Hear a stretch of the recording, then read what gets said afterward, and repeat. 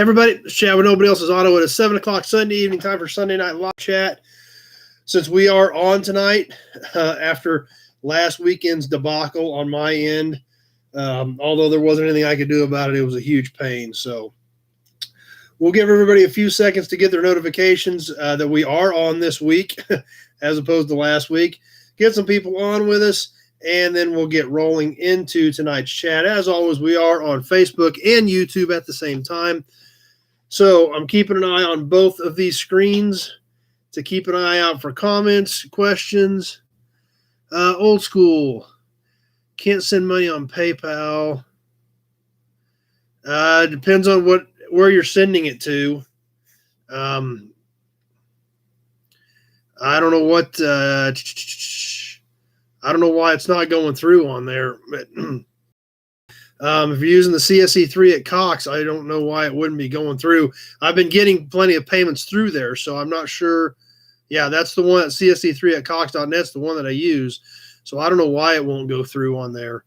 Yeah, maybe get a hold of me tomorrow and see if we can figure it out. Brandon's on with us. Chris is on, but I'm not sure what the hang up is on that, old school. Joe's on Facebook. Glenn from Minnesota's on.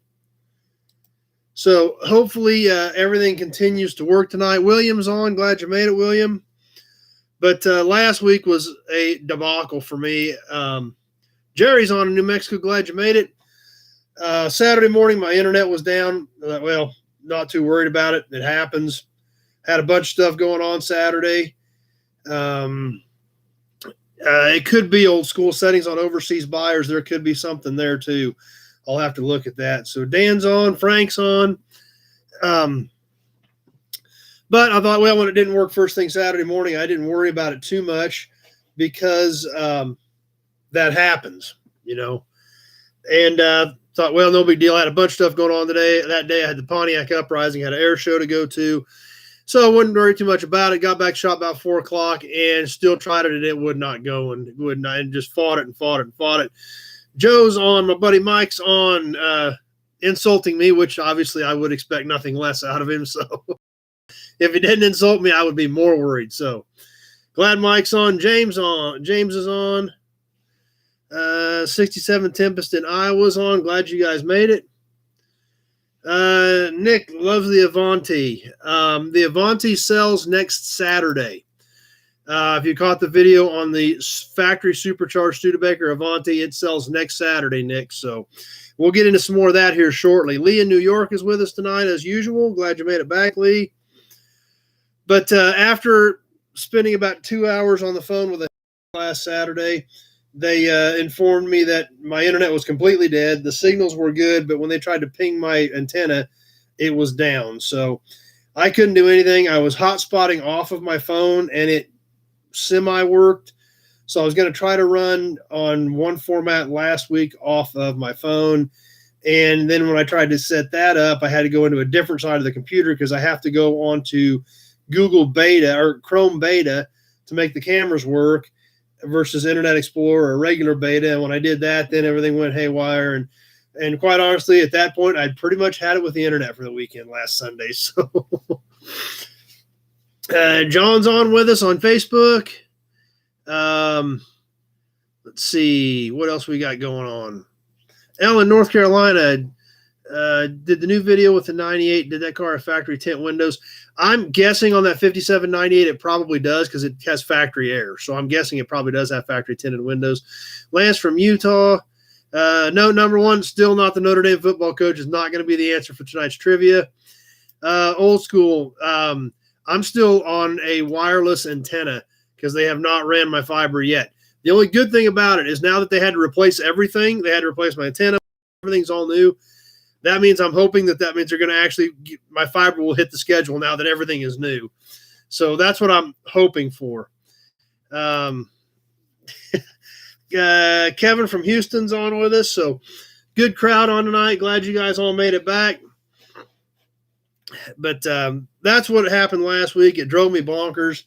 And finally, I just had to throw in the towel because I was fed up with it. They did get out here Monday morning. Like I said, ran everything new and haven't had any issues with it since. Just wishing they would get my fiber run so that we can quit fighting this stuff. So Anyway, it should be good till they put the fiber in for now because everything's new all the way into my computer. So hopefully that will get us for a while.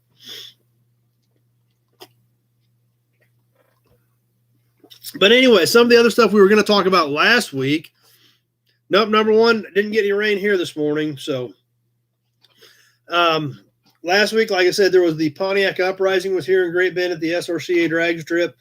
Tons of cool Pontiacs out there, drag races, car show. Went out there for a while, shot some video clips on the SRCA page. So I've got some of that on the SRCA drag strips Facebook page that we did out there. And they had a pretty nice show. There, well, I don't know how many cars there were, probably, I'm guessing 40 or 50 in the show. And I don't know how many race cars they had, but Pontiacs, obviously I like Pontiacs. So a lot of cool stuff there. I was glad I got to check it out. It's here every year in September. It was originally started down in Ark City, Kansas at Matt at Mid-America Dragway. In fact, I don't even think it was Mid-America Dragway at the time when it started there 30 years ago. And then they moved it to Wichita several years ago, and then it's been here for the last, I don't know, at least 6 or 8 years. They moved it to Great Bend and keep coming back here. So Mercedes from Connecticut is on with us. Glad you made it tonight. As always, questions, comments, be sure to throw them up there. We'll try to get to them as we work through the chat. But like I said, it's always cool to see those special events come in. That's one the nice thing about having the SRCA drag strip here. We're set up to handle all of that. They can do the car show. They can do the drag races. They had a few swap meet vendors there. But that facility being a city-owned event complex with the drag strip opens up a ton of doors for events like that. They had the car shows inside the building. They had the few swap vendors inside a building. And then obviously plenty of concrete pits for parking for the drag cars. And that's the awesome part about not the fact the SRCA drag strip's a brand new racetrack, but that entire facility is set up to handle all those kinds of events. So it's cool to see that, and always like going out and checking out a bunch of cool Pontiacs. So the next thing I did last Saturday was every third year they have an air show here in Great Bend as well on the other side of the complex over at the airport. Like we've talked about before, this was originally a B-29 training base. So there are acres and acres and acres out there that is all city-owned with tons of runway. And they had a great air show that they have, like I said, every third year. And they do different stuff every third year. 3 years ago, they had Doc and Fifi here at the same time, the only two flying B-29s in the world. They were both here and put on a great demonstration. Lance is still waiting to see the tow truck. We do need to do that, Lance. We do need to get the tow truck out and do a video on it because it is a super great piece. Still getting a few error messages on my feed on Facebook, but it seems as though everything is working and ticking along. So hopefully you guys are still with us. But I love airplanes, like we talked about before. There's one thing I love almost as much as cars, it's airplanes. And so I've always got to go when there's an air show right here in town. And they do a great job with it. They had a Mustang here again, Gunfighter, which is usually here. A T-33 Shooting Star, a little jet. It was a cool plane. One of the coolest things they had, though, which I think are awesome, and I've seen them before at Oshkosh, but they had a Warthog here. They had a real A-10 Warthog here, which are just an awesome aircraft. They basically took the biggest, baddest, meanest gun they could use in an airplane and then built an airplane around the gun. So I love seeing those, and it was really cool to check that out right here in town. So, that took a lot of my Saturday. I shot some videos of some airplanes, shot some videos of the Pontiac stuff. And then, like I said, I got back to the shop with intentions of actually getting some work done and ended up fighting my entire time. So Mercedes is also an airplane fan too. So like I said, I love them. I've been to Oshkosh a couple times. I've got friends that have airplanes, and I just think they're great pieces of history as well. So Mike says Christmas is coming, and he knows I feel like giving away a 57 old. So he must have watched the video on the 98 that just came in here a couple weeks ago. So Chris from Ohio is on with us. Number one, you need to list the other YouTube channels you build in the channel section. Actually, that's something I am working on, number one. And there again, I'm not good at this stuff. I'm learning as I go. But I am actually looking at trying to get my YouTube channel reformatted. you know, to have those other channels listed, to have some of my videos grouped together, things like that. That's on my list. It's just things have been bonkers, but this winter for sure, I've got to get some of that stuff regrouped and done so it's easier to find. It's I know it can be done. I don't know how to do it. I just got to learn it. I got to sit down and study it. I YouTubed some of it a couple weeks ago, actually, and I got a notepad over there with a bunch of notes on how to sort the channel out and things like that. So you're right, number one. You're 100% correct. It's something I'm thinking about and starting to work on, just haven't gotten that far yet. Billy from Texas is on. Kevin, his dad flew in World War II, which is awesome. Sam's here with us. Ellen, North Carolina, always like the Ford Tri-Motor. Great airplane, super unique. I've seen one at Fantasy of Flight in Florida had one. That's where I've seen one. Number one's is also on board for a 57 Olds giveaway. Michael from Washington's on Facebook. Glad you made it. But so yeah, and that's something else. If you guys are ever in Florida, go to Fantasy of Flight. That place is awesome as well. Do I ever go to KC Scouts hockey games? No. I've been to 2 hockey games in my life. So one of those was in Texas and one of those was in Wichita. So Lance says, just keep the videos coming. Well, I appreciate the support. You know, and that's another thing. You know, a lot of you guys do have really kind comments. There's no way for me to answer all of them between all the different formats, between Facebook and YouTube and all the different pages. You know, there's just a lot I've got going on. There's no way to catch and respond to comments. However, I do appreciate it. And you know, and I appreciate your guys' support and saying you do like the videos and you do enjoy them. And that way, at least I know you guys are watching them and I keep trying to do better. But like I said, I'm learning as I go. So,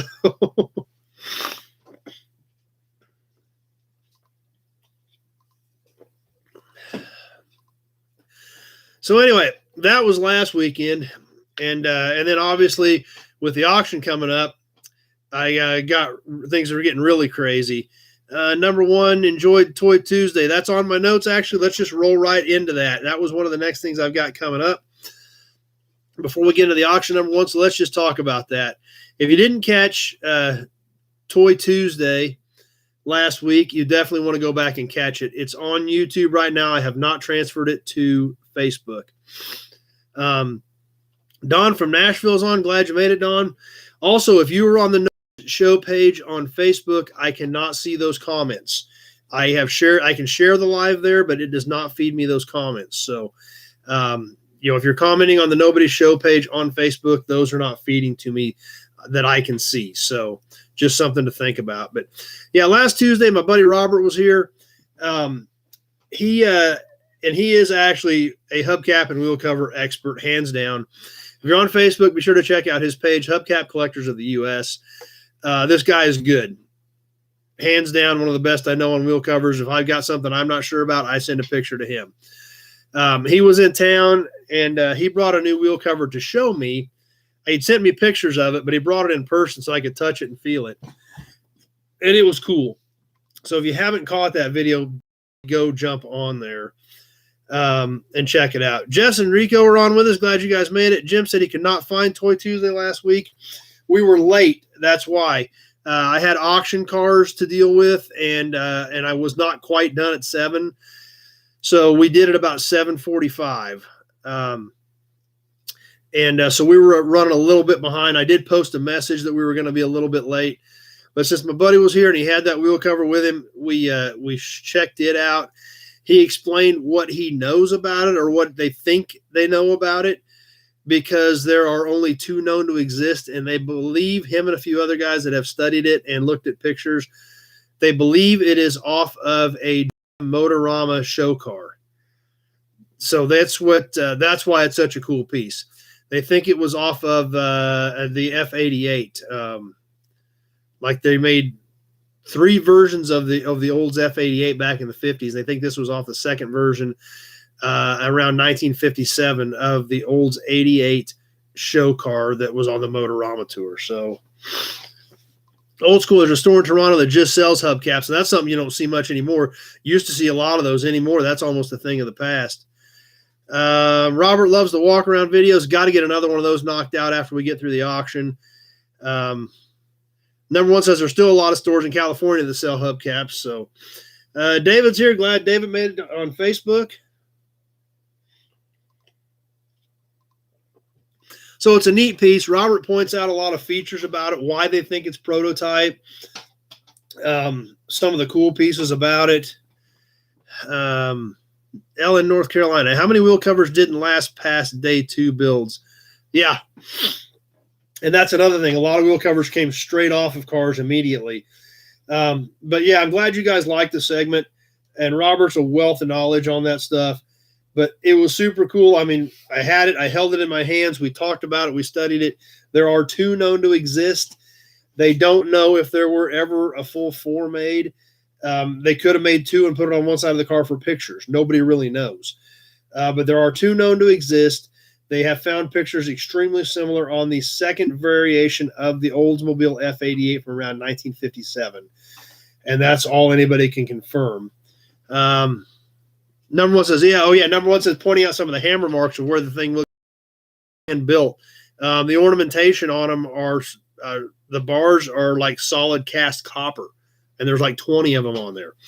Now, when he first sent me pictures of it, I thought 56. I thought some sort of Cadillac because the cat looks very similar. That it would be a Cadillac cap, but we actually compared it to a 56 Cadillac cap that day or that night and pointed out a lot of the differences in it. But they're pretty sure it's Oldsmobile. So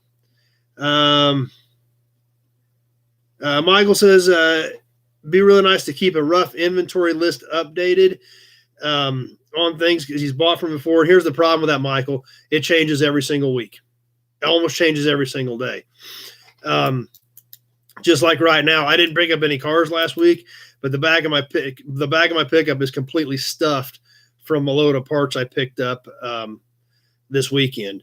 With I've got 20 acres with 1,500 cars on it, and 6 buildings is 20,000 square foot under roof of cars and parts. So I understand what you're saying, Michael, but keeping a rough inventory put together would be almost impossible. That's why I utilize these formats that we're on right now. By feeding new inventory to YouTube and Facebook, that, at least keeps people up to date with what's going on. So, and typically my rule of thumb is, just like the 57 Olds video from Friday night, I posted the video on that Friday night. Then I'll get some good still pictures of that car, and then I'll post it to the Nobody Else's Auto Facebook page. I would say this week, but with the auction coming this weekend, it may be a week or 2, but that's how I do it, Michael. And that's really the only way to do it. I would have to have somebody full-time just trying to keep things updated. And just like what I've got in the back of the truck right now, there's a lot of stuff in there. So it's a good point, but it would be extremely difficult to do. But like I said, if you see something pop up in a video or on pictures, like all the parts that I brought home this weekend, I'll probably won't do a video on them, but I'll lay all those out and then I'll post those pictures to Facebook and load the pickup. So that's how I try to do it, just to keep everybody updated, because things just change so quickly in what I've got going on. So good question, but that's why I do it the way I do it. Let's see what else we got going on. I got some stuff popping up on YouTube. Kevin, yes, it is a hubcap behind me. Lincoln Zephyr, one of my favorites. So I've got a few different variations of Lincoln Zephyrs. It's great. I personally really dig them. Let's see. Mike doesn't want me telling anybody about the 57 Olds because he wants it. So Sam says he found us on Craigslist. So Deanna, looking for 53 Plymouth parts. I've got 153 Plymouth in stock. If you want to give me a shout tomorrow and get me a list of what you need, I do have 153 in stock right now. So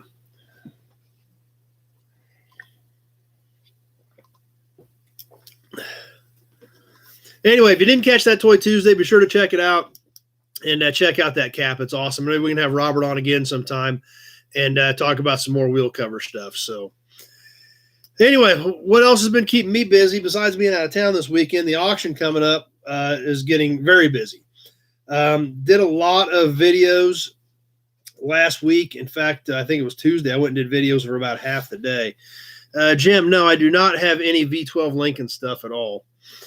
But, and there again, as we get closer to the auction, that's when people start listing cars they've been talking about for a long time. So we've had a lot of cool stuff go up in the last week on the F&E Classic Collector, for the F&E Collector Auto Auction website, feclassiccarauction.com. Be sure to check that out. Bidding is live. Proxy bid is up. It is going, and people are bidding on vehicles as of right now. So, but what happened last week, we had a lot of cool stuff get consigned. I've been posting videos.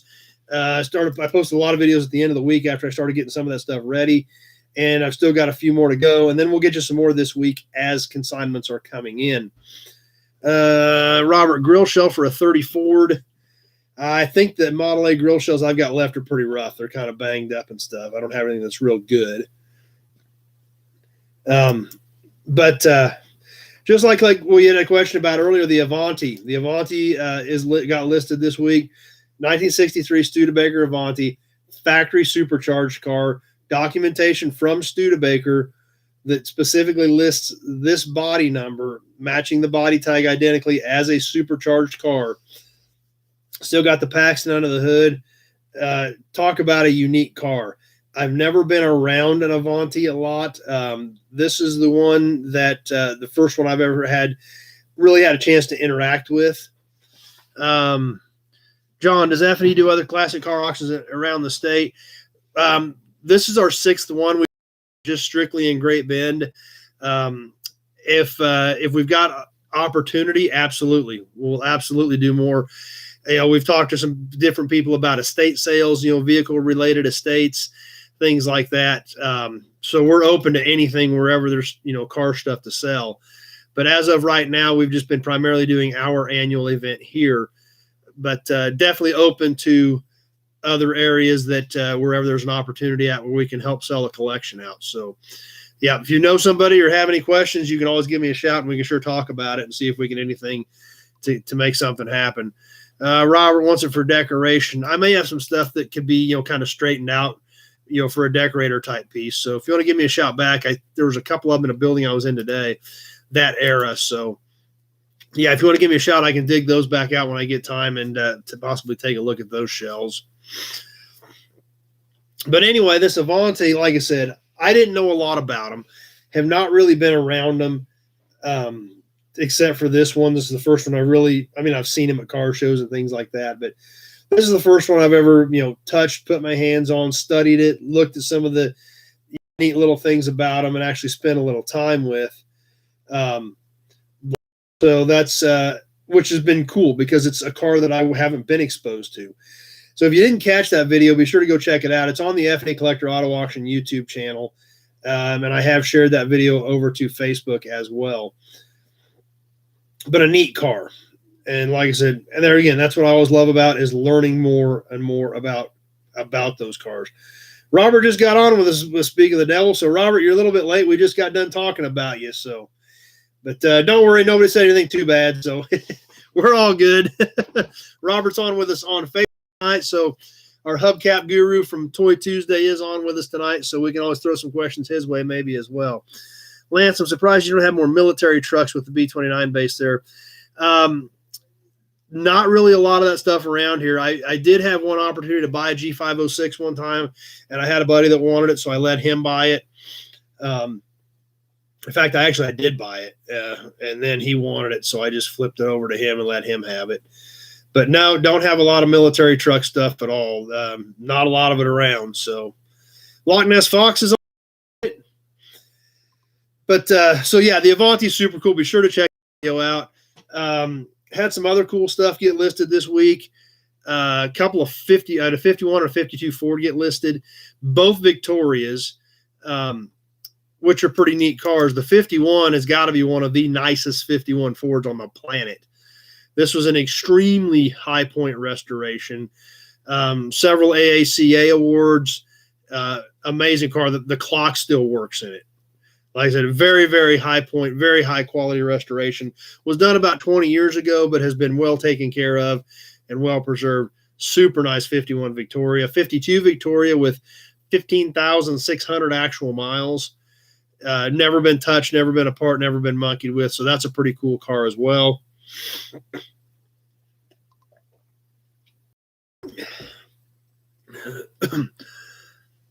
Brandon says Elvis had an Avanti. I bet he did. That'd have been right up his alley. That was pretty flashy. I bet Elvis did have an Avanti.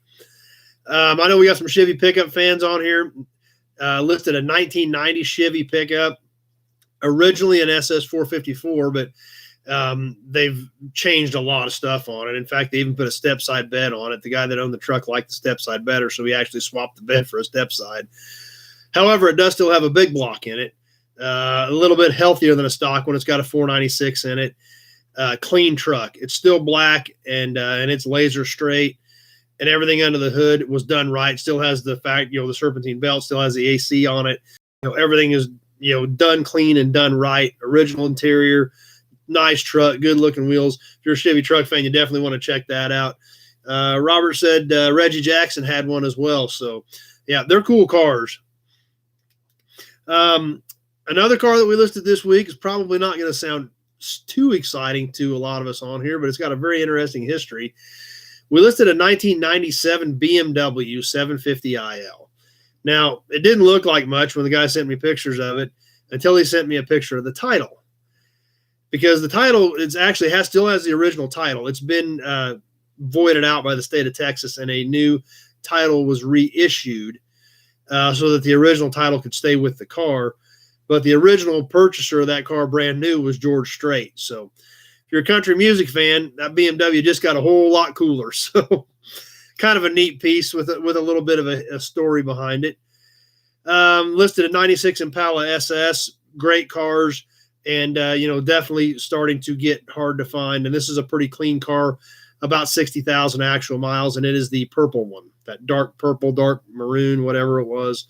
Kind of a tougher color to find. That's right, Sam. Pure country, a little George Strait BMW got to be rolling across the block Saturday. So, that got listed. 66 Chevy C10. So now we've got a pair of mid 60 C10s. We've got a 64 step side.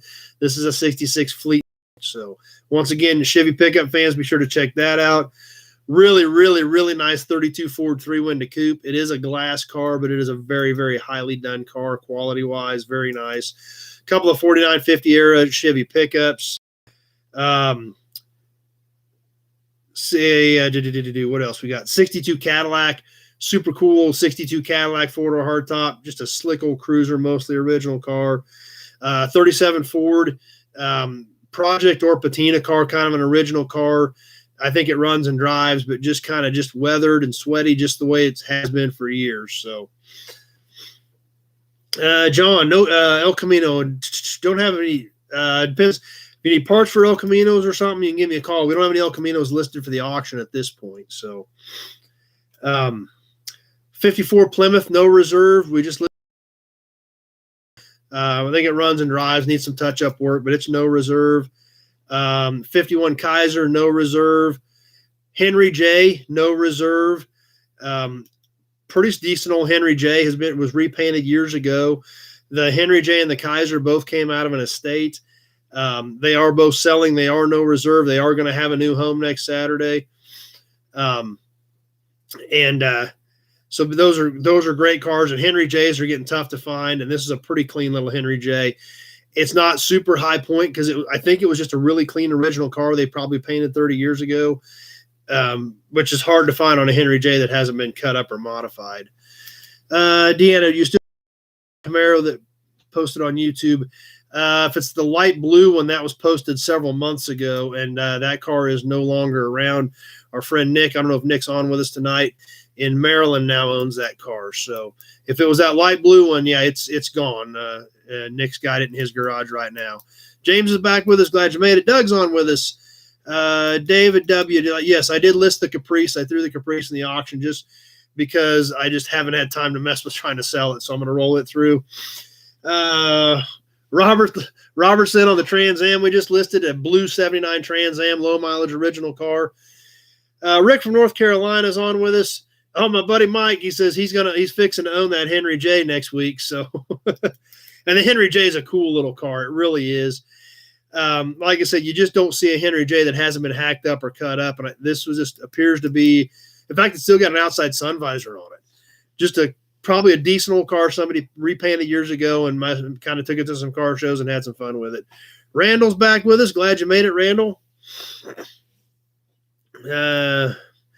I don't know when Navy Nick's going to start with have the blue Camaro on his own channel. Haven't heard anything from him in a week or two there, number one, but we'll see. But yeah, the 79 Trans Am, we just listed that. I listed a 72 Chevelle. And something else we just listed, also at no reserve, something a little different, something you don't see every day, and something that, looks like it could be made into a great project. A car that's getting really popular that you never see is a Rambler Marlin. Cool cars, fastback design. This car's red and black. So it's a cool piece. So like I said, there's a lot of stuff going on. I'm getting super busy. We're going to start setting up tomorrow, get the podium moved in, get the chairs set up so that we're all ready. We're ready for cars by the end of the week. So my partner, Chris Froschner, and I are going to run this deal every year with car auction and real estate out of Larned, Kansas. And they do a great job. It's a pleasure. It's a pleasure working with them and making this happen. It's always a fun day. If you're anywhere near, we'd sure like to have you here. We'd love to see you. It's a fun day. You get to check out a ton of cool cars. We've got a beer garden. We have an awesome barbecue vendor. And like I said, so you never know. At the end of the day, you may be taking one home. Just like Mike, he's bringing a few to sell, but he's already planning on taking some stuff home too. So Scott's here with us on Facebook. Glad you made it, Scott. James, do I still have the Cameo? No, the Cameo left last Sunday. The Cameo is now in Arkansas, and I think he sent me a picture of it Tuesday, and by Tuesday he had the motor swapped out and had it and was driving it Tuesday. It did run. I did get it to fire on the engine that was in it, but I had never. The fuel lines weren't hooked up, and I never tried to see if the fuel pump was going to hook it up. And this guy called me and he said, "I've got a fresh 265 out of a 56 or early 57 Chevy pickup." And he said, it's going in. And I think it was Tuesday. He picked it up. He pulled out of here about 9:00 Sunday morning. I had a picture of it Tuesday, and he had it running and driving. So it definitely went to a good home. So yeah, the Cameo is gone. Let's see what else we got going on. And number one, AMCs always look like the Soviets designed them to infiltrate the U.S. society. Yeah, some of them were pretty plain, but the Marlin was a super cool car. Nate, when's the best day to bring your car over? Nate is running a 65 Cadillac through, which is a cool car. And actually, it's a cool looking 65 Caddy, just like a driver looking Caddy, but he put fuel injection on it, so it's a good driver Caddy. Like I said, we'll start moving in tomorrow, setting up podium and getting the office set up and chairs. So kind of whatever works for you this week, Wednesday, Thursday, Friday. We'd like to have everything here by around noon on Friday. We open up at 4:00 on Friday for an open house and a viewing Friday evening. So, we like to have all the cars staged by, noon, 1:00 on Friday, so that when we open up at 4, everything's in its place. So potential buyers can check this stuff out. So that's kind of what the plan is. So yeah, Nate, whatever works for you. Wednesday, Thursday, you can always give me a call and we can make something happen. And even if it's later, if you got to run it up in the evening, I can always meet you out there and get it in the building. So, Brandon, you could buy the Henry J out of the Sears catalog. Well, yes and no. You could buy one, but it wasn't a Henry J when it came out of the Sears catalog. It was an Allstate. So essentially the same car with a couple of trim differences. But yeah, if you ordered it from Sears, it was an Allstate. If you bought it from Kaiser, it was a Henry J. If you look back on YouTube, I've got a Pioneer Village video. I've got a bunch of videos we did at Pioneer Village. And in Pioneer Village, they actually have a Henry J and an Allstate parked side by side. So we've got those on a video, and you can actually see some of the differences. They're minor. It's trim stuff. But yeah, if you ordered it out of Sears, it was an Allstate, not a Henry J. Let's see. Oh, Deanna, it was a 77 Camaro Silver, no motor. I do still have that car, and I actually just got the title back on it about 2 weeks ago. So, yes, I've still got it and just got a good title back on it. That's right. Number one says he's right there with us. The Sears was called the Allstate. Sounds great, Nate. Just give me a shout when you want to get that Caddy over here. We'll get her in line. We do have a really cool lineup of cruiser caddies. If you're looking for a cruiser caddy, we got some great ones. Got that 62 we just listed. We got Nate's 65. Just listed looks like a really slick. I haven't seen it in person. 92 caddy. One of the last of the squared off big rear wheel drive. Like, is it a Fleetwood? What is it? Let me bring this other tab up and we'll take a look. I'm going to take a look here and see this 92 that we just listed. 92 Cadillac Brome. This was the end of the big squared off caddies. Looks like a really slick car, and it is also no reserve. So that's another cool caddy that's going to be coming across the block. 70,000 mile car, like I said, as well as Nate's car, as well as the 62. So, and those little caddy cruisers are just super cool. You can have a ton of fun with them, and they're neat cars. So, going to have a little bit of a selection for those if that's something you're looking for. So, definitely, like I said, and if you can't get here, like I said, it'd be great to see you. It'd be great to meet some more of you. But if you can't get here, get on Proxy Bid. You can go to feclassiccarauction.com, and the link is there for online bidding. Let's see, Andrew, how many cars are going across the block? There's about 60 on the website right now, and there's more coming this week. I already know there's some more coming. How many, I don't know. But it's crazy when we get right to the end, and that's when the stuff starts pouring in. The website is feclassiccarauction.com. F&E Collector Car Auction is the name of it. We're on YouTube. We're on Facebook. So you can hit them up on there too. I've got the links both to the catalog and the proxy bid link in the descriptions for all the videos I've been posting on both formats. So be sure to check them out. Like I said, it's always a great day, and it's always a ton of fun. Obviously, Nate's coming. Rico and Jess are coming. My buddy Mike's going to be here. Robert's our MC. So, a lot of us that hang out here are going to be there. It's a great time. So if you're anywhere near, be sure to swing by. And if you do get here, say hi. It's a fun day. And that's one of the coolest things about it is that's what we hear every year is at the end of the day, people just come and say, you know what? I had a heck of a good time. And that's what it's all about. Let's see. What do we got popping up here on YouTube? Dan, on the Camaro, just give me a shout, and I can get you some better pictures of it, and we can go over the details on that. James, have you ever been to cruising the coast in Mississippi? No, I have not been to that. I have heard of it, but I have not been there. Number one, Sears annoyed Henry J by offering nicer seat covers and door panels and a few other upgrades and their store catalogs that Henry J's could offer. There's an interesting piece of history that I hadn't even studied into, that Sears actually had upscale trim packages available for their Allstates over Henry J's, which that makes sense to, if you're trying to corner the market, you try to add content. Lum's on with us. Glad Lum made it. He obviously survived Race Week 2.0, and so it looked like he had a great time, but glad Lum's on with us tonight. Big Job's here. Randall says he wished he could make it. Yeah, like I said, wish any of you guys can make it. Yes, Kevin, feclassiccarauction.com is the website.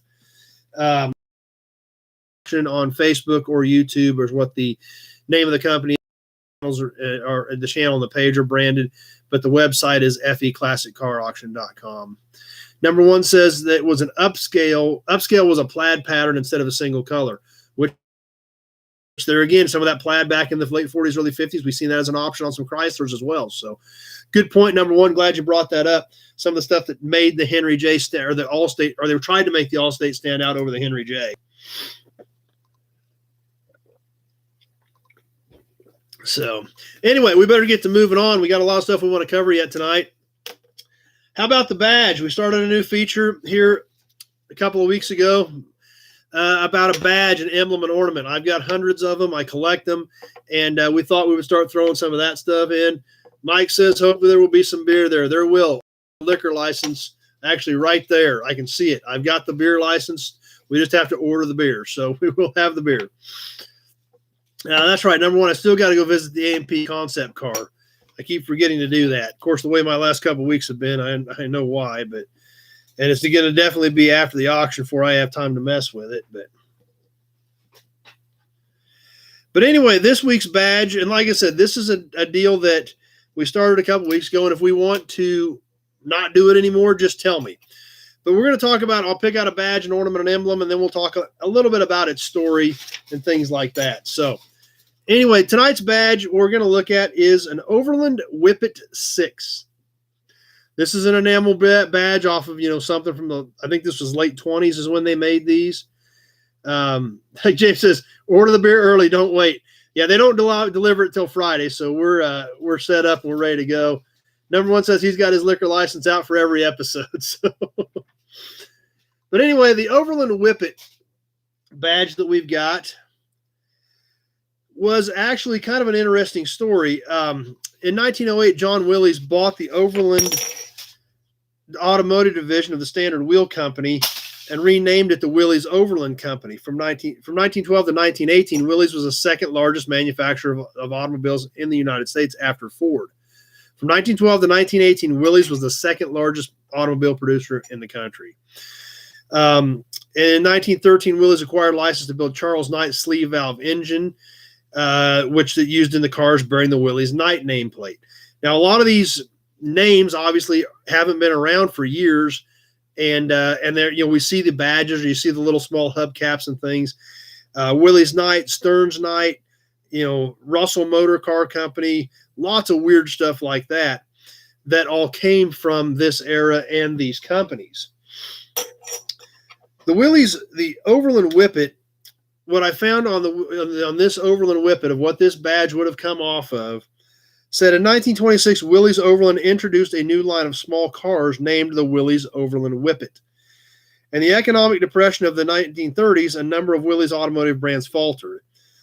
Stearns Knight was liquidated in 1929, and Whippet production ended in 1931. So this Overland Whippet badge would have been 1926 to 1931 era. So that's kind of a little bit of the story of where the Overland Whippet came from. There's one of the actual badges. And like I said, we'll try to squeeze one of these in and check them out on a fairly regular, on a weekly deal as kind of a new added deal. And if there's something you guys want to see or something you guys are curious about, and I've got a badge or an emblem for it, we'll sure yank it out and we'll sure work it in. But 1926 to 1931 is when these were made. So kind of another little interesting tidbit of history there on the Overland badge. Let's get into the magazine, and then let's get into some trivia. Let's talk about the raffle. The magazine we've got tonight, Jess likes the badge. It is a neat badge. Like I said, that's why I thought it would be a cool addition. Randall does too. So if we're all good with the badges and the emblems, we'll keep working them in and work in some little tidbits of history with those as well. That's right, old school. It is mag time. And we're going to go back all the way back to 1955 tonight for this one. Some pretty cool stuff in it. It's a little bit different than some of our typical magazines. It is primarily a motorsports magazine that we're got tonight. So we're going to check this one out. If you're on Facebook, you be sure to throw a share out there to get your friends on and see if they want to join us as well. Same thing on YouTube. If you want to hit the like button, super chats, all that stuff is great. I always try to do what I can for you guys, and I'm just appreciative that you guys are here with me and help support it. So any of that stuff to help us build it is great, and it means a lot to me. So tonight's magazine, Speed Age, first with the best in racing from May of 1955. Now, kind of ironic, we're talking about airplanes. There's an airplane on the front of this one, too, even though it's not an airplane magazine. It gets into a little bit of the Eddie Rickenbacker saga. So we'll get into that on that as well when we get into this magazine. Like I said, a lot of motorsports in here. Some of it is not even real, it seems weird to me. It's a lot of stuff that I know a lot about. But we're going to get into it and check out some of the cool stuff that was going on back in 1955. Starting off with something that a lot of us probably are familiar with, Daytona Speed Week. Obviously, we know today that a lot of speed trials were done on the beaches of Daytona back in the 60s.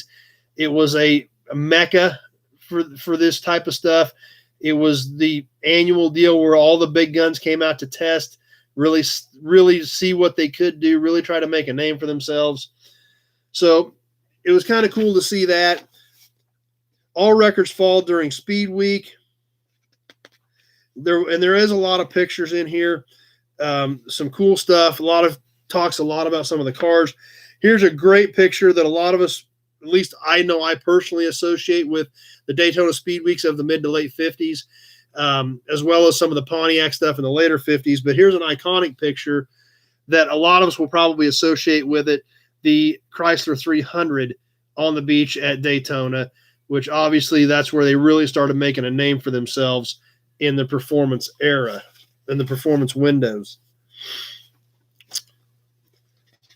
Something else that was kind of cool, this has a lot of specs and a lot of stats on a lot of this stuff.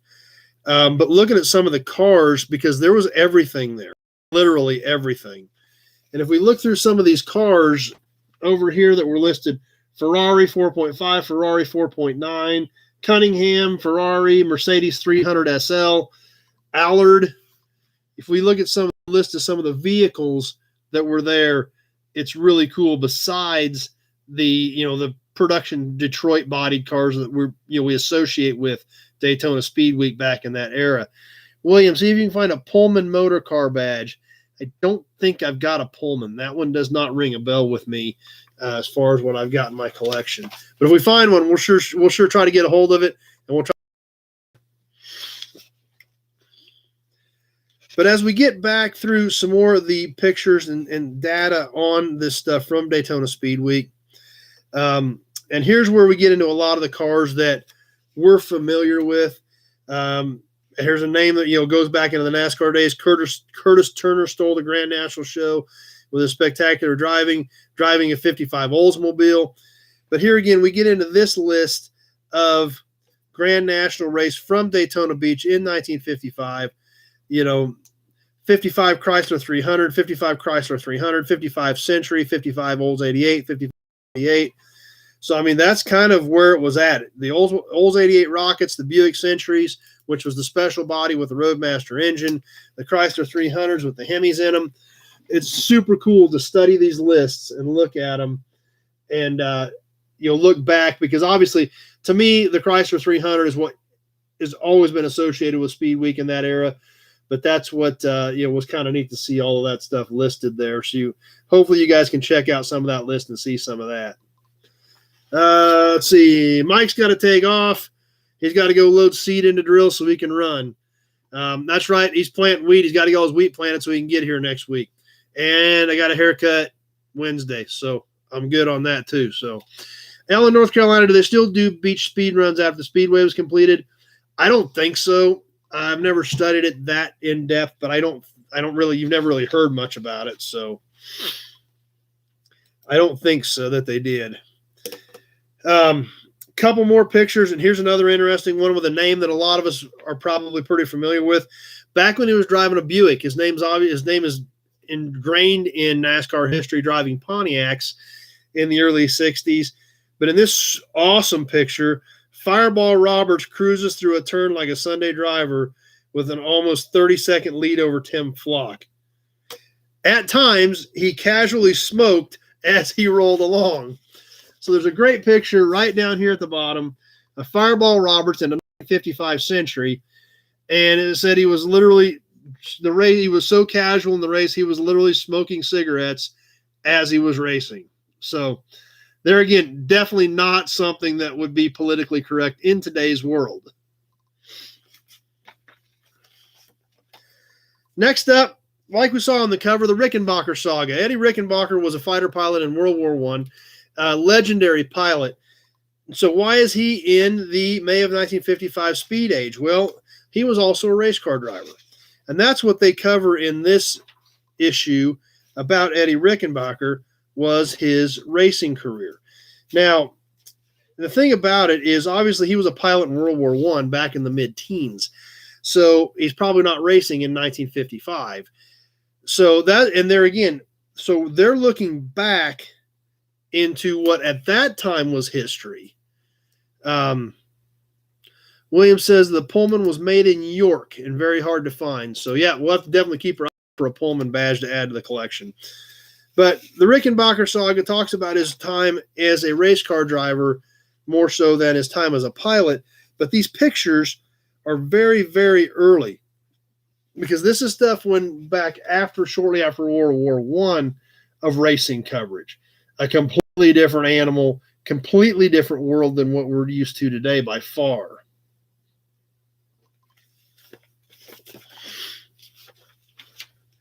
And here's some great pictures of some of the cars too. Ready for a practice lap at the Indianapolis Speedway. Sits in his trusty Maxwell as the pit crew works on it. So, drove a Duesenberg in the Vanderbilt Cup and a Grand Prize races in 1916. So this is, that's what's, this stuff was early in the, this was early racing history for 1955. So that's definitely different. What's the weird ad in 55? No, we'll get to ads here in a minute. No, actually not a ton of ads in this one, surprisingly. Classic Ride Society made it back tonight. Glad you made it, Classic Ride Society. So that was kind of a cool deal. Next article we're going to catch, the history of AAA racing, the history of AAA National Championship racing. And this is also something kind of cool. Robert said he lost sound on Facebook. So hopefully you guys on Facebook are still hanging in there. I'm getting an error message, but everything still seems to be ticking on my end. James, hey, didn't they make most of those early race cars? When you looked at, and actually that was one other thing I did want to point out about that Rickenbacker article, because it did talk about some of the cars that he drove. If I can find it again. Oh, it was towards the back. It was in the continuation part. That's where I saw the list of cars that he drove. And these were some of the races. These races from 1913 to 1916. As crazy as that sounds. He raced a Mason, M-A-S-O-N. He raced Duesenbergs. He raced a Peugeot, and primarily Maxwell's in most of these races. But there's the listing of the cars that he raced at different times and different dates and where he finished. So Doug's got to run. Glad you made it for a while tonight, Doug. So this stuff, and that's right where we lead into with this history of AAA National Championship racing article that we're going to check out here. Scott says it is still working. Glenn says it is still working, so maybe it was just something on Robert's end. Did Rickenbacker make electric guitars and amps? I don't think it was this one, so not sure. But the history of AAA National Championship racing, this was apparently an ongoing series for this magazine. This was chapter 6, and it was 1914 is the era that this section was covering. Once again, cool picture of some of the cars associated with this article, clear back in the teens. So that's what's weird is this was early racing history in 1955. These were their historic articles in 1955 that they were looking back at. So definitely kind of puts things into perspective now that that's well over 100 years ago.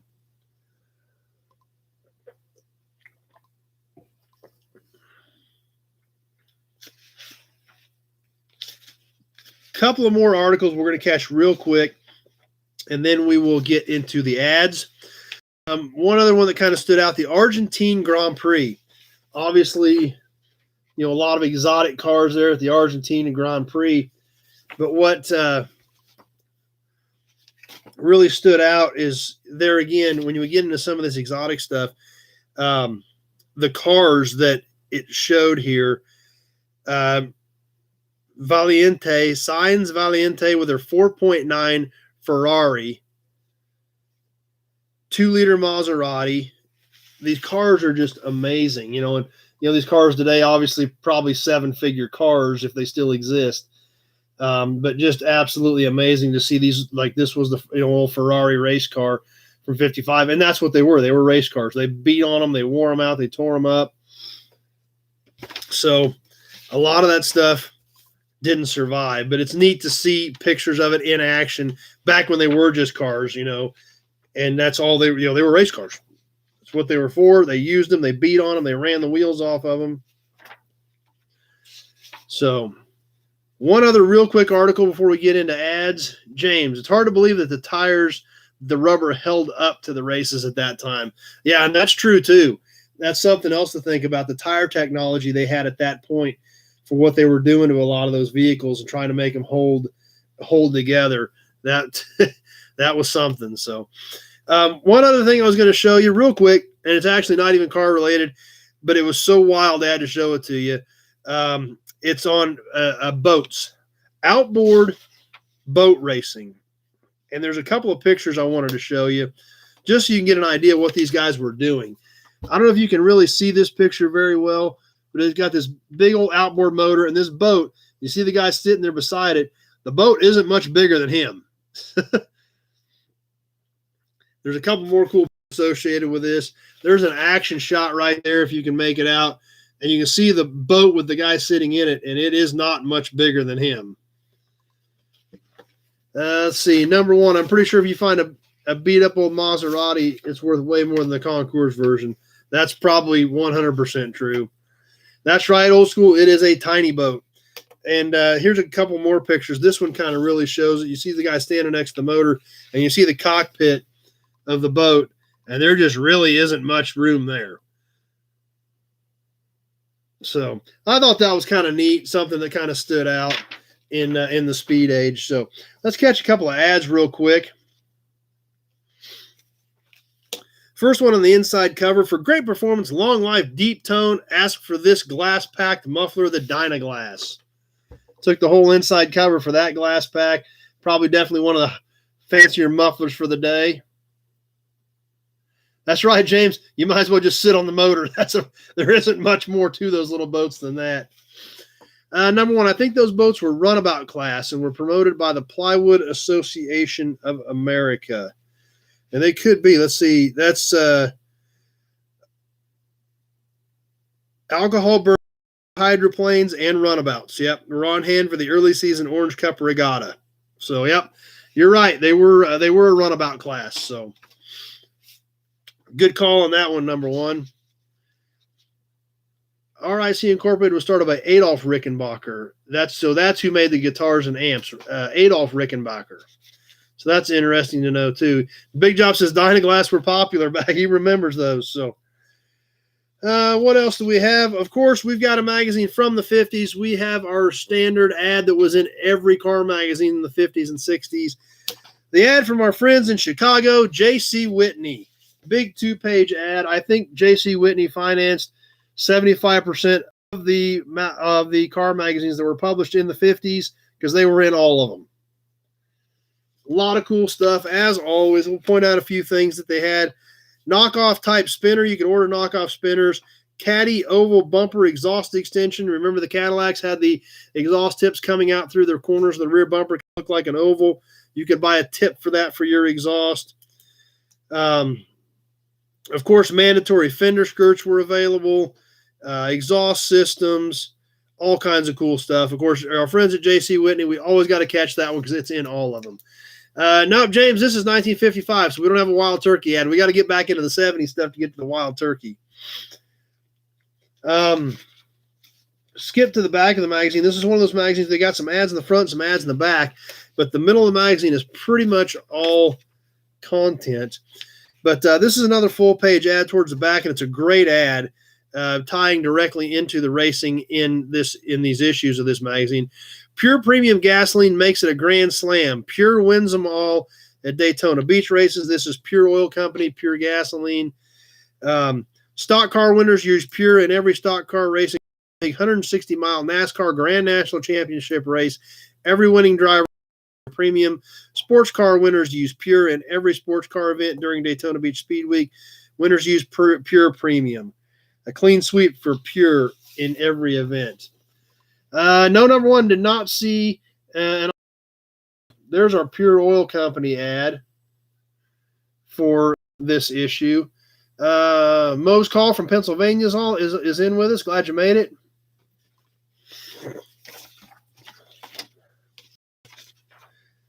And let's flip back a couple of more pages here. And this is another cool ad from a company that we haven't heard of. We see a lot of these mail order companies in these magazines. We're starting to get somewhat familiar with a lot of them. This is one I haven't heard of. Gotha Inc. Gotha. Greater power from Gotha rocker arms. Plus, they had exhaust cutouts. They had, this is cool, flanges to split your exhaust manifolds. All this stuff we don't hardly think about today. However, back in 1955, this was a big deal. They had rocker arms for Cadillac and Oldsmobile V8s, 6-cylinder GM, Ford Mercury V8, 6-cylinder Ford. And so they showed off a lot of the rocker arms. There's their exhaust cutouts, obviously, something very common in the 50s. And then flanges to split your manifold. You should split your manifold. A lot of inline stuff, they would split those exhaust manifolds, make them dual exhaust. You could run true duals all the way from the engine all the way back and get better flow. So, ways to, and that happened to a lot of them. A lot of guys would actually cut them in half and split them themselves. Something you wouldn't even hardly think about doing today with today's aftermarket, where you can order headers for basically anything. But there again, that's why we go back and look at this stuff with 20/20 hindsight and check it out. Number one says, who did Pure become? And Big Job already got it. Pure became 76. So the orange bald 76 is where Pure Oil Company went. Couple more to catch. One more muffler. The first step towards improved performance, Haviland Sportsman mufflers, the original fiberglass packed muffler. And actually, we still got Dan on with us because this is right in his neck of the woods. The Arnold Haviland Company from Defiance, Ohio. So if we still got Dan from Defiance on with us, that is from your neck of the woods back in the day, back in 1955. So kind of a cool piece. That's right. Thanks, Big Job, for getting that answer out there before I even saw the question. So that's what's great about this thing. We're all on here. Some of us have questions. I don't have all the answers, but a lot of you guys are here and you help out, and we all do, and we all learn, and that's what makes it fun, and that's what makes it great. So there's the Haviland Sportsman muffler, if you prefer that glass pack over the Dynaglass from the front cover. And one more ad that we're going to check out. And the reason I wanted to show you this is because it didn't just start in current history or recent history that a lot of us remember when it comes to advertising. Insurance commercials, they're everywhere. You can't turn the TV on, you can't turn the radio on, insurance commercials everywhere. Well, they had insurance ads in the back of the magazine for track promoters. So you can even get your insurance to run your own racetrack out of the back of Speed Age in 1955. So definitely something to check out and look at. And, if you were going to start your own racetrack, the Continental Casualty Company, they were there for you to take care of you. So number one, was glass pack the technology advanced then? I think it was, actually. That was a pretty big deal in that era, in that time. So anyway, that's what we've got for this issue of Speed Age, the first with the best in racing, May 1955. So hope you guys enjoyed that. Something definitely different compared to, our typical hot rods or motor trends. Covers a lot of different aspects of motorsports for that era. And hope you guys like checking out something different. So anyway, what else is going on? We got to do a little trivia. We've got to talk about the raffle. We got to talk about some new inventory. We got a lot of things we need to talk about yet. So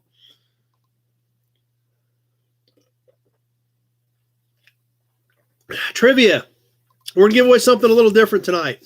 Still cool pieces of automobilia to put on your shelf and check out. But I'm not going to do an oil can tonight. I actually had one set out, but we're not going to do it. I found something else, and I've got tons of these that are pretty cool too, so we may start mixing some of these in. And there again, we're talking about, yeah, James says no classifieds. He wants the deals. There were a few classifieds in here, but very little. And everything in it was just generic stuff.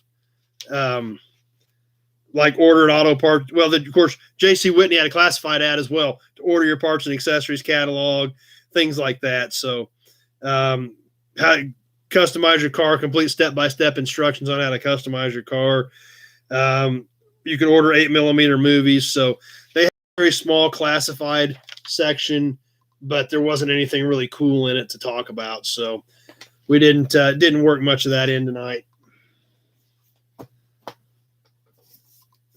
But good question, James. I didn't forget about it. There just wasn't anything cool to really catch in there. So, but let's do some trivia. And what we're going to give away, like I said, it's different, but it's still cool pieces.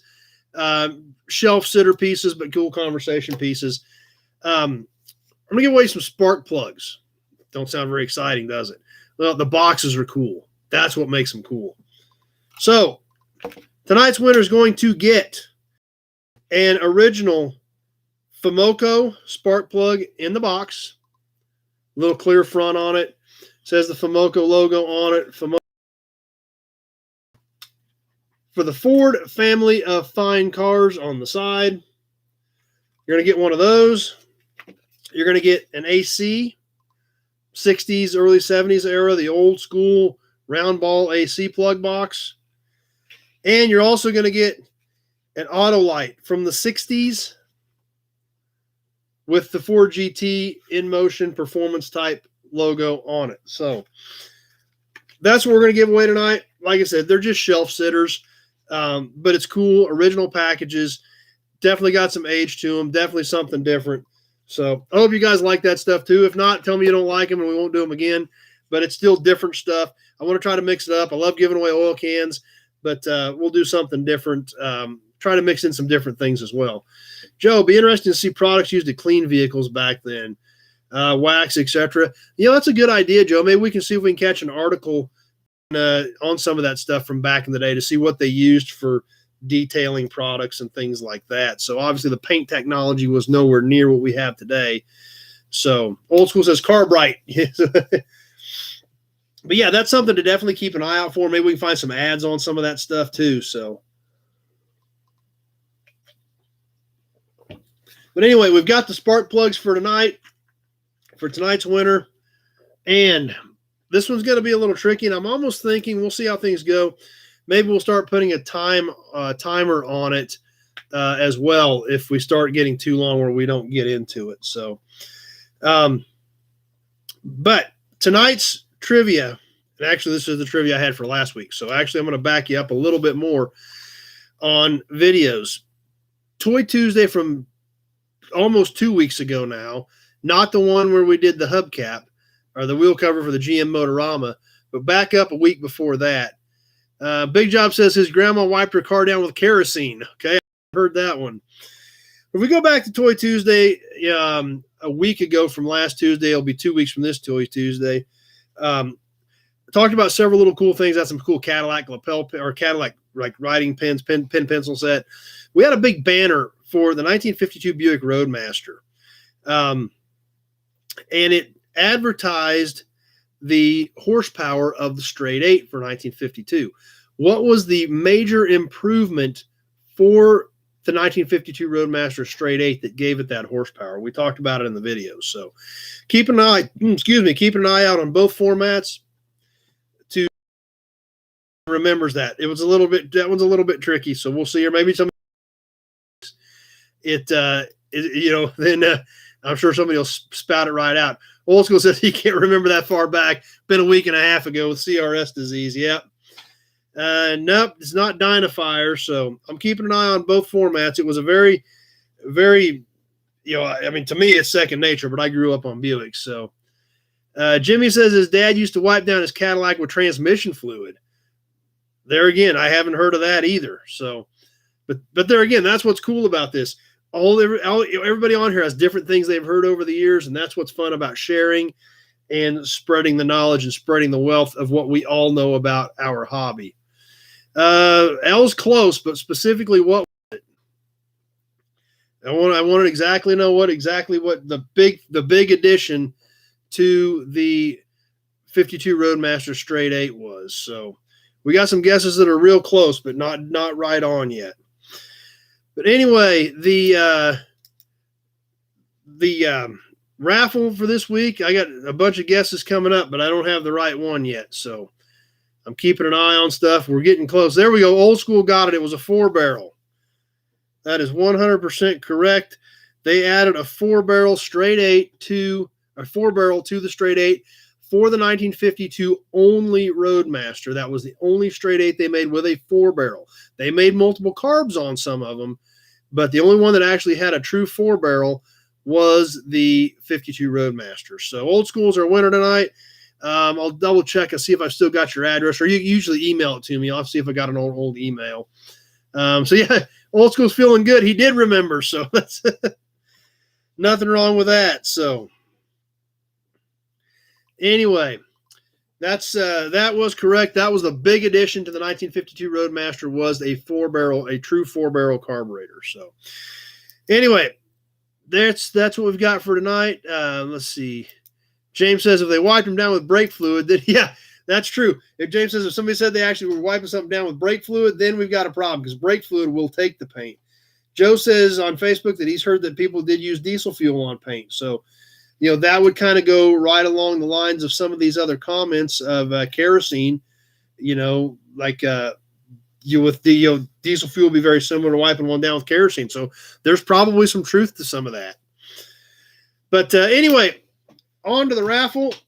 Remember, this month we're giving away the Wyandotte truck. Here's the tractor that goes with it. And like we talked about, this thing's a little bit rough around the edges. But what I loved about this truck being a little bit rough around the edges is there again, when we go back to these days, back to 1955, kids didn't have a ton of toys. Kids today have more toys than they know what to do with. They don't even know what they've got. Back then, if you had a truck like this and it was pulling a trailer like this, you had something. I mean, that was a big, big, big deal back then. So that's why I decided to do this truck. This truck's been played with. It's been chipped. It's been dinged. The windshield post has literally been replaced with like a straight stick. I'm sure it broke out. That was welded back in. But that's what you did back then. You fixed it. You fixed it. You kept it. You played with it. You loved it. Some kid really loved this truck 60, 70 years ago. So that's why I thought it was such a cool piece. The trailer kind of the same way. Scratches, dings, but it's still got the reflector on the front. It's still got the little reflectors on the back for the tail that will resemble tail lights. It's got the Wyandotte on both sides. And I'm not even 100% sure if this tractor and this trailer went together originally. That's how I got them. But they fit together. They're the same era. So that's how the winner's going to get it. And it's just a cool piece. And I really debated as to whether or not it was too rough to give away until I thought about the history of this piece, what it meant to some kid, and I know what it's gonna mean to somebody on here that wins it. Classic Ride Society, do kids even play with toys anymore? I don't see them play with phones or tablets. That's a good point, Classic Ride Society. That I don't know. I don't know if it's going to continue, but this piece here, I'm excited for somebody to win it next week. If you have not got your chances in to win it, the PayPal and mailing info is in the text part of the posting on this. Plus, we're going to give this other trailer away with it as well. This does not have the Wyandotte badges on either side. This was more of a moving type trailer, cargo container trailer. So I'm going to ship this with that to the winner. So let's see. A couple comments popping up here. Randall says his dad used linseed oil. So maybe petroleum-based products to wipe down your paint is what people used back then. Rob's Big Job says I need to autograph my stuff. I got to send to Rob. Jess says they use linseed oil on Rico's 54 Chevy truck. So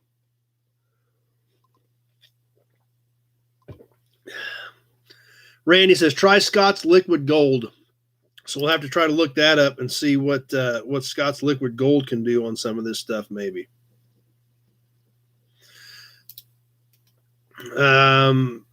Number one, I heard Tonka's fighting for the right to repair. Could be. I wouldn't be surprised if you couldn't fix your Tonka trucks anymore with some of this stuff. So anyway, our first place winner is going to win that truck. Now we've been giving away a second prize for the second name out of the bucket, something smaller. And this is going to be last month we did a weight rating tag. This one's going to be an actual license plate, a Kansas tag from '74. I thought this thing was actually new. I looked at the bag. I thought this was a new old stock one when I grabbed it out of the box, but it's not. When I looked real close, it has been screwed on, but apparently it was on a vehicle that was inside most of its life and was never used very hard. So whoever the second name out of the bucket is going to get this 1974 Kansas license plate, kind of a orangish red. Like I said, I thought it was new old stock, but it's not. Slightly used, but very slightly used. So that's going to the second name out of the bucket. Out of the big Buick bucket, one of my favorite cans. So who's in here right now? Who's in there? There's some names down there in the bottom, if you can see that stacked up there on the edge. And as of right now, this is who is in. If you are not in and you want to get in, you've still got this week to do it. We'll do the drawing next Sunday night. Bill Wagaman is in. Al DeLudy is in. Let's see. Darren Ehrlich is in. Ronald Walensky is in. Lee Carr, Kevin Hobart, Vic Lamb. All you guys, I've gotten your payment, and you are in the big Buick can right now. If I did not read your name off and you have paid me or tried to pay me, other than I know we got an issue with Old School we need to work on, get in. You still got time to throw one in the mail, and if not, hit me with PayPal, and we'll get that printed off and added to the names in the bucket. James says he's going to get in. Jess says, yeah, that's right, Jess. If you play, you got a chance to win. So if you don't play, you don't have much of a chance to win. But that's who's in right now. And so, like I said, we'll do that next Sunday night after the auction. If I make it through the auction, hopefully I'll still have enough sanity to be here next Sunday night. That's right, Kevin. The plate is clean. Like I said, I thought it was new when I grabbed it because the way the back looked and the way the front looked, but it isn't. So James says, tell about the shirts. Shirts are available as well. I do still have shirts in black and gray. Anybody that wants shirts, the information is in the text part of this post. So if you do want to get in on the raffle and you do want a shirt as well, you can pay for that at the same time. Just put a note in there, whether you're sending me a check or whether you're doing it on PayPal, of what you want for a shirt. I can get that out to you as well. Let's see. Old School says it's okay. Sent me another email. I'll check that after we get off. And that usually works pretty good because I can just print it and I cut your address right out of it. So appreciate that. That makes it a lot easier on me when I get this stuff ready to ship. So anyway, what did I buy? What had happened last week? What came in? Tim from Canada's in. Glad you made it, Tim. But I was obviously getting ready for the auction stuff. I did not haul any cars last week, but I did still end up picking up a bunch of cool stuff. Right before I left town, I had a guy call me that I buy quite a bit of stuff, and he goes to a big show in Texas every month. And a lot of times he'll call me and say, hey, I'm getting ready to load for Texas. You want to come look at what I found this month? And he'll kind of give me first shot at looking through some of his stuff. And he treats me pretty fair. You know, he knows, he knows I always come buy something. So he usually treats me pretty right on prices because I usually pay him and take it and he doesn't have to mess with it. But he called me right before I left and holy cow, I got in a little deeper than what I had planned on that deal. So stay tuned for the next couple of Toy Tuesdays. We got some great stuff there. A bunch of promo models, killer sign. I pulled up there and he had this freaking sign laying there. And I was like, holy cow, where in the world did that come from? So, of course, I had less cash very quickly at that point. Oh, plus he had great toys, too. A couple of big metal toys, big box of promos, and a killer old sign. Yeah, it kind of torpedoed the wallet there really quick, but it was great stuff. And, you know, he'd already gathered it all up. It was laying here in town till 8 minutes from the shop. I just had to go pay him and load it up. So we got some really cool stuff coming up for Toy Tuesday here over the next, probably going to be the next 2 or 3 episodes to time we get through all those promos and those toys.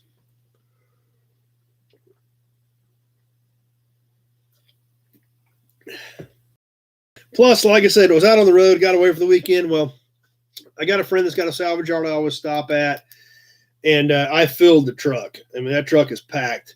What did I strip? What did I get parts off of this week? See, I kind of got to run back through my brain, but That's right. Big Job's excited for Toy Tuesday.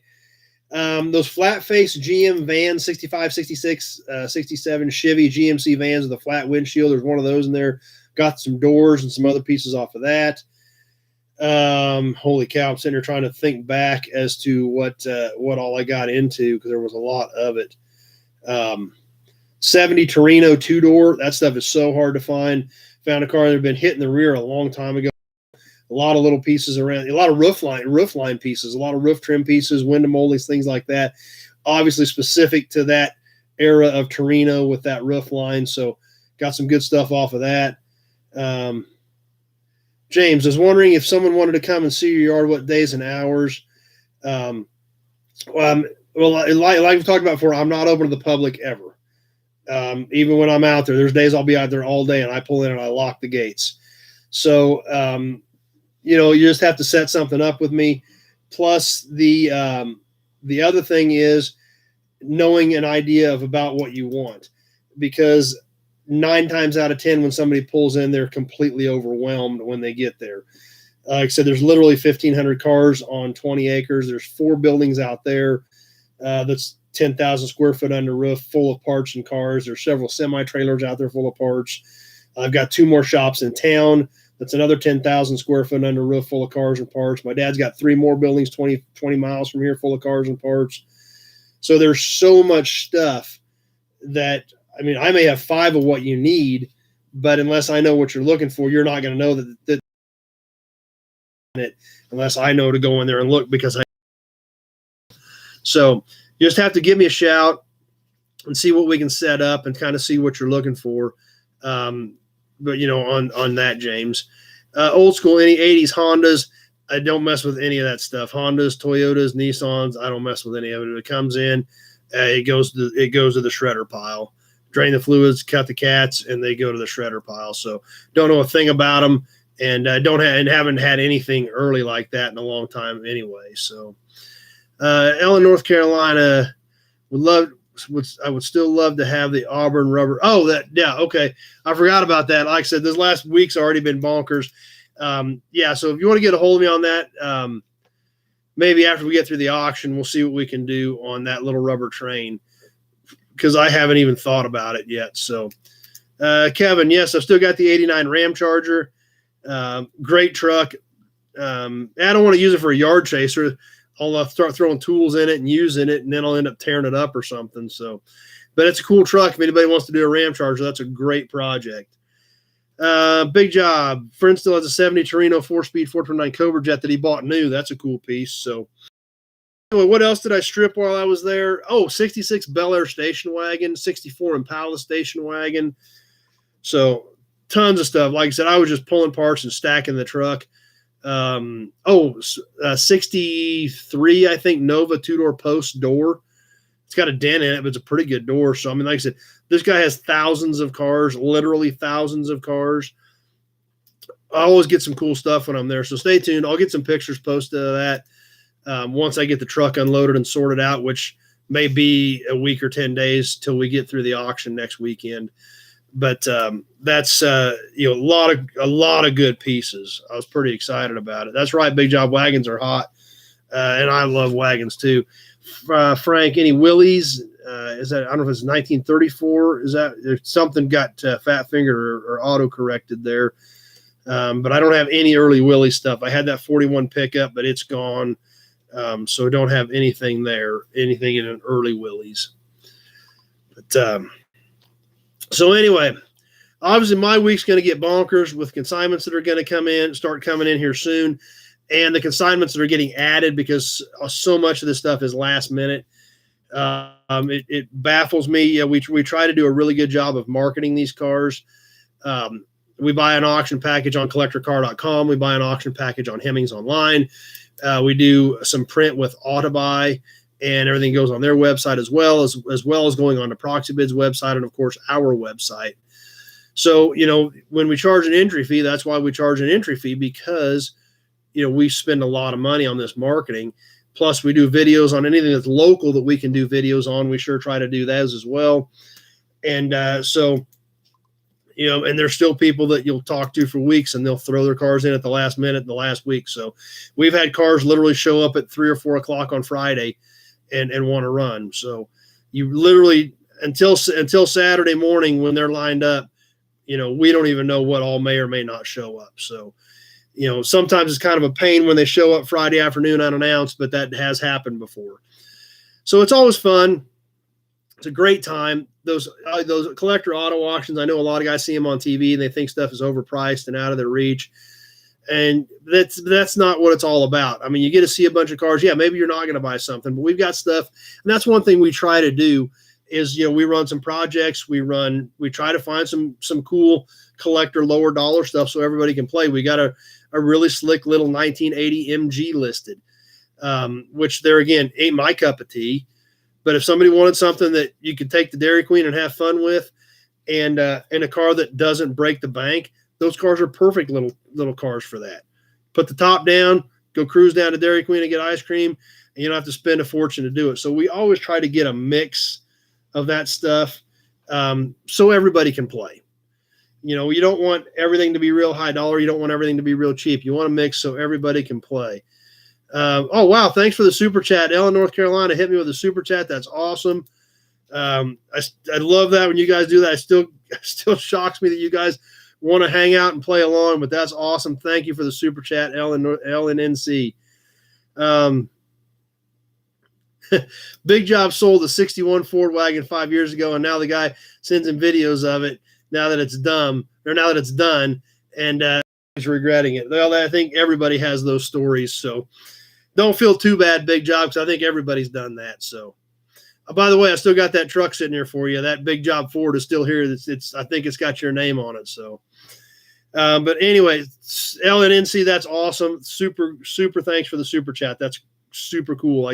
I'm still amazed that you guys do that for me. So, Jimmy, do you have anybody that's got a two-door hardtop 66 or 67 Nova that's worth building? Not know of any of those right now at all that are good projects. Nothing that I've seen pop up here recently. So nothing on that at all, Jimmy. Don't even have any ideas on it. But anyway, that's about what we've got. Like I said, my week's going to get bonkers with the auction. We will still squeeze Toy Tuesday in Tuesday night. Probably going to be quite as cool as having Robert here with a GM Motorama one-off wheel cover, but we're still going to check out some cool toys. But that was going to be kind of hard to top when you've got a guy who walks in with a piece off of a Motorama show car that there's only 2 known to exist in the world, and we have a discussion about it. So that's going to be a little tough to top, but that's okay. We'll still do some cool stuff. We'll get another Pioneer Auto Show video up, and we may feed you a little content from the F&E Collector Auto Auction as well for this week. As that stuff's coming in, I may try to get some of that stuff and do some videos on it too, just to show you guys some of the stuff that's coming. I know some of you guys are not anywhere near, and it's not possible. So we'll try to squeeze some content in from there so you can check out what's going on. And we will have a live stream up on it, so you can check with that. You can obviously bid online through proxy bids. So number one, why were those Novas only 2 years? I don't know why it was only a 2-year body style. The other one was 62 to 65, then 6 and 7, then 68 to 72. Don't know why they only did that one for 2 years. But I'm sure GM had a reason for it. So, I couldn't tell you what that would be. Let's see. James says there's a 66 Nova on the Houston Craigslist. So, check out Houston Craigslist, Jimmy. There was James said he saw one on there last week. So definitely hit that. That might be a possibility for you, especially if you're anywhere in that area. But anyway, that's what's coming up. Like I said, I got to get my truck unloaded. I'm sitting here still trying to so many cars, getting parts off of them this week or this weekend. But yeah, the 64 Impala wagon, the 66 Bel Air wagon. 66 Ford Galaxy XL two-door hardtop. Got some trim and taillights off of that car. Like I said, everything was kind of a blur. Some 65 Fairlane two-door trim. So lots of cool stuff coming on that load. So stay tuned for that. We'll get some pictures up on that soon as well. Big Job. I know, and I think about every time I watch your videos a couple times a week.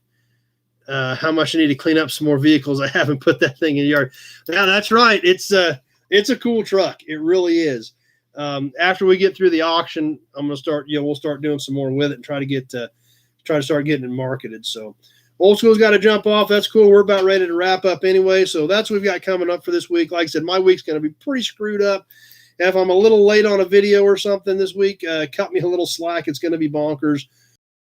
Lots of cool stuff coming in. Going to be a great time, and definitely looking forward to it. And like I said, my partner Chris Frosher and I work our butts off on this deal, but it's a lot of fun, and we see a lot of cool cars roll through there. And it's always exciting to see when we hammer them sold, and everybody's excited about their new toys. So if you're anywhere near, we sure hope to see you. If not, join us online. And like I said, stay tuned. Probably, Wednesday and Friday we may have some content from there as well, as things are shaping up out there, to give you a little bit of a look as to what we've got going on. Number one, who's the guest on Toy Tuesday? Don't have any secret guests for this week. It just kind of worked out that Robert was coming through that night, and he had that cap with him to show me. I was like, we got to share this thing because it is way too cool. So, but more of that stuff. Robert's got some outstanding caps in his collection, so maybe we'll work some more of that in as well too. So let's see. William, thanks. Glad to see you Tuesday. Thanks. Big job. Dan, Jess, thanks. All right. Jess gets her, by the way, Jess gets her Nash next weekend. She's planning on coming to the auction, and she's planning on taking her Nash home. So all of you that have been on here for quite a while and have heard the saga about Jess's Nash, she plans on taking it home next weekend. So we'll probably bring you a video on that the following week as well. So you all get to check out Jess's Nash. She's excited about it. Thanks, Kevin. Glad you were here. Facebook has not been feeding any comments in quite a while. So if any of you guys on Facebook have commented in the last several minutes, it has not fed me anything. So I don't know if we've got a snag there or if we've got feed issues, because our numbers have been dropping over there. But anyway, that's all right. We're going to wrap it up here soon. I'll keep an eye on comments for the next to see what we've got going on. Scott, yes, on Tuesday, Scott, we will be on YouTube. I try to get them transferred over to Facebook, but I am behind. But I do the live on YouTube. I do it with my phone, so I can only do one format at a time when we do Toy Tuesday. So that will be 7. I'm going to say 7 o'clock. We usually do it at 7 o'clock on Tuesday evening, as long as everything cooperates this week. But Tuesday, I should still be able to squeeze that in on time. Joe says, likes the Whip It badge. Let's start working in some hood ornaments. We can absolutely do that. I've got boxes and boxes of hood ornaments. So Glenn says it's okay. So Facebook is still working. Let's see. Yeah. Jess says it's a great start to her birthday month. So if any of you were here last October, we'll just warn everybody right now. For the next 4 episodes, we're going to have to listen to Jess talk about it's her birthday month. So just forewarning you. But if she gets her Nash next weekend, then she can't work this birthday month thing all month. So anyway, Randall, good night, everybody. Thanks you were here. Same to Randy. Jimmy, thanks. Appreciate all you guys being here. Everybody that's on here is what makes this thing happen. Like I always tell you, I'm the one that gets to sit here, but it's all of you being here, and it's all of your participation is what makes this thing what it is. So number 1 says Badge Engineering and Turkey Hunter, awesome additions. So we'll have to get back into some more of the 70s magazines, and maybe we'll do a turkey hunt and see if you can guess what page the Wild Turkey ad is on. If when we get into some more of the 70s magazines, I actually like that number 1. We'll have to see if we can figure out something for maybe do turkey hunt and see if we can figure out what page it's on that or something. So anyway, that's what's coming up. We'll see what we can get put together. Like I said, next week is going to be bonkers. We'll see what we get put together. Next Sunday night might be a little bit of a different episode. We'll see how things shake out. If I've got time to build a full episode, or if we just kind of go over some stuff from the auction, or what we're going to do. Obviously, the auction itself is going to be on Saturday, and I don't know. I usually build this on Saturday night. My time's going to be pretty tight, especially because we're going to have to load somebody's Nash on Sunday. So I guess that's true. If we don't get a full episode put together, it's Jess's fault because we got to load her Nash on Sunday. So we'll just blame it. If all else fails, we'll just blame it on Jess, and we'll do a short episode. So We may try to do that. So anyway, actually, Glenn, you didn't miss last week because my internet crashed. So you didn't miss anything last week. So don't feel bad. Because I had no internet last week, so we didn't do anything. But Jeff, okay, calm down, Jess. Just you're getting a little worked up about the Nash. So anyway, that's what's going on, everybody. Like I said, love to see some of you here at the auction. If not, we'll be on next Sunday. I just don't know what if I'll have a full episode built. We'll find something to talk about. We always do, but it just may be a shorter episode depending on how the weekend goes. But it's going to be a lot of fun. That's right, Jess. We are going to blame it on you because you seem like a very obvious target for that. Since we have to load your Nash next Sunday, and I may not have time to get a full episode built. So anyhow, that's it. That's what I've got. I'll keep an eye on comments for another few seconds as we wrap up. Thanks, everybody. I appreciate you coming by, and I super appreciate your input. The super chats are awesome. I'm still amazed that you guys even think enough of what we do here to throw super chats out there on YouTube, and it's great. I appreciate the support. I appreciate everybody being here, and I appreciate everything you guys do to make this what this is. So tell your friends, invite them to come over. Let's hang out. Let's have a good time. Hope to see some of you at the auction next Saturday. Big Job says got Nash because she got cash. We'll see.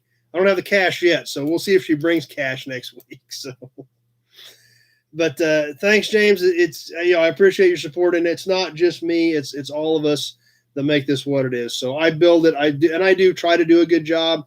It usually takes me 1 to 2 hours to build this, but I try to do a good job for you guys is why I do it. So thanks for being here, everybody. I'm going to get to work. I got to get a lot more stuff I got to get done yet tonight because this week's going to get crazy. So thanks for watching, everybody. Any other questions, you can always give me a shout. Be sure to get in for the raffle. Next week, we're going to give it away, and we're going to announce the new raffle for October. Jess said she's got cash, so that's good to know. So it's going to be a good time. It's going to be a crazy week, but it's going to be a great day Saturday. We're going to sell a lot of cool cars, and there's going to be a lot of happy people heading home with new toys next weekend. So thanks for being here tonight. Had a lot of fun with you guys, as always, and we will see you Tuesday night at 7 on YouTube for Toy Tuesday. And we'll get a video up tomorrow night, probably from the Pioneer Auto Show. We'll get some F&E Collector Auto Auction videos probably from Wednesday and Friday, so you guys can get a glimpse of what's going on there. And then we will see you back here next Sunday night. We'll just see what I get put together for an episode based on time. So thanks for being here, everybody. Super appreciate you coming by, and we will see you soon, Tuesday live and then Sunday live, and hope to see some of you next Saturday. Thanks for watching. See you on the next video.